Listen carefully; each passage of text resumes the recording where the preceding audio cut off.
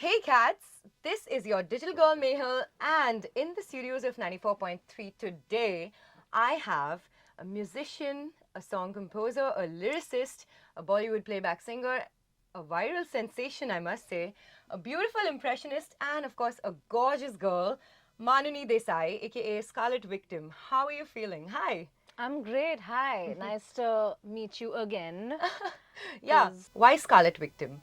Why do you call yourself that? I think that color resonated with me. The whole idea behind Scarlet, just the name itself, just resonated with me. So I think early I just kept it, I just changed it to Scarlet Victim because it was cooler than Music Lova Mandes. Yeah. But later it had meaning. So that's Absolutely. basically the backstory. Absolutely. And I think it still carries on. Like, it's very alluring to everybody who comes to your profile. It's just something that pulls them. So let's talk about your music. Yes. Let's start with your inspirations. What were your inspirations growing up like? So at home, I grew up to everything from like peak Disney music. So like the Hannah Montanas and the Miley Cyruses. And the Glee and the High School Musicals? Yeah, everything. I knew words to all their songs, Yeah. not just in English but also in Hindi. But Yeah. keeping that aside, I had that as well as a lot of classic rock influences that my dad would make me listen to, like the Doors, the Beatles, Genesis, and stuff like that. So I had both those music like sounds playing in my house, and I gravitated towards the Disney pop side. Yeah. So As we all do in our childhood. Exactly. Yeah. So Miley Cyrus was a huge influence, and then I think vocally, someone that I still consider to be like a virtual vocal coach in that sense, was Demi Lovato. Oh, wow. And I literally learned vocal technique because I've not studied Western vocals ever. I've not trained under anyone. Oh. But I just kind of modeled her technique Yeah. and stuff. And yeah, she was my biggest influence. And then obviously a lot of other people came in, like Christina Aguilera and Britney and Beyonce, who I casually would then impersonate. Yeah, we're gonna get on that soon. Yeah. Wow. So, what would you say your preferred genre of music? I think right now, how genres have just gone beyond borders, I think. Because like Absolutely, yeah. we can't really categorize something as pop or like something as funk or R&B, right? Yeah.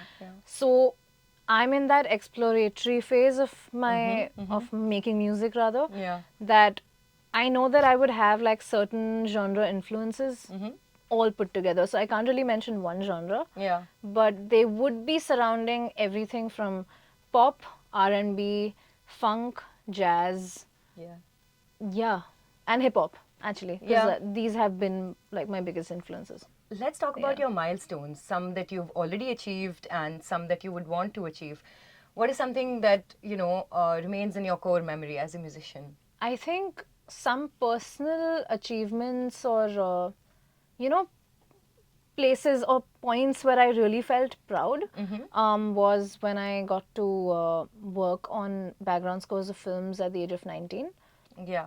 Because I remember that. Yeah. Yeah, like I never saw that coming. I mean, I knew that even though I wanted to be a musician since I was a kid, playback and Bollywood weren't my biggest influences. It was Western. So, I mean, that was another question where, okay, she sings in English in India and Western music is her influence. What is she going to do? Yeah, you have to push it that much harder. Yeah, as a and Western. at that point, like, independent music wasn't booming the way it is now. Like, absolutely, we didn't have Spotify and stuff, right? And there were no opportunities at all back in the days. Yeah. Exactly. Yeah. So I never saw it coming. I just thought, okay, fine, I'm gonna be in college. I'll sing whatever I want to, and maybe write my own music and figure a way out to kind of put this music out. Because obviously international influences made you think that way only. But then when this came along, where I got to work on films, and I'm so grateful for that opportunity, because though it wasn't something that I planned, it taught me the biggest things that I still use to this day, or rather because of which I am here today. So that. What's the future? What's the future for Maanuni like? Please give us a sneak peek. Oh man, loads and loads of music. Ooh. This year especially, like this year has been a great start. I had 5 songs out in 1.5 months.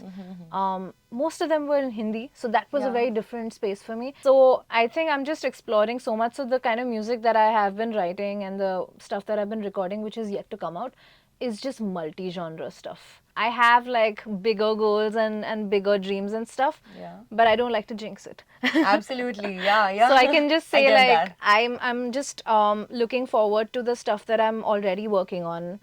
So let's talk about Call My Name. How was it working on that? Yeah, Call My Name was a very special project because I was working with, or just, kind of jamming with a producer, a friend of mine.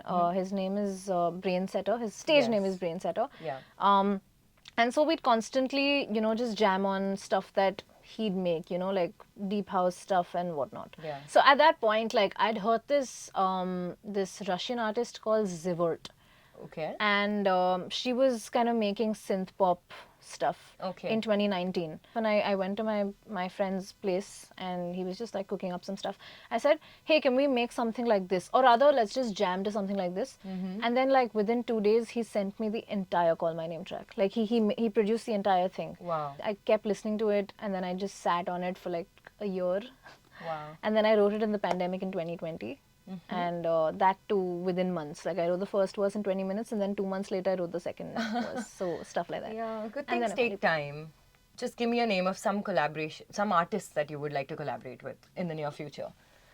That you wish to. This is your manifestation space. Oh wow, okay. Manifestation. Okay. I recently did a project where AR sir was like he curated Yeah. a show called And you Nexa spoke to Music. him one-on-one. How was that? That was crazy. Yeah. So I've not worked with him. Like he selected me as part of the show. So I'm glad that he heard me. But that's one dream collaboration for sure. I go for the biggest names. Like I wanna It's collaborate okay. You got to dream big to reach big. It's exactly. But yeah, I mean, I've dreamt about collaborating with Demi Lovato. Oh. Like she's my idol. Yeah. So, well, manifestation can be a thing. So I'm. Yeah. I hope you get your full circle moment there. 94.3 One world, your station. Radio 1.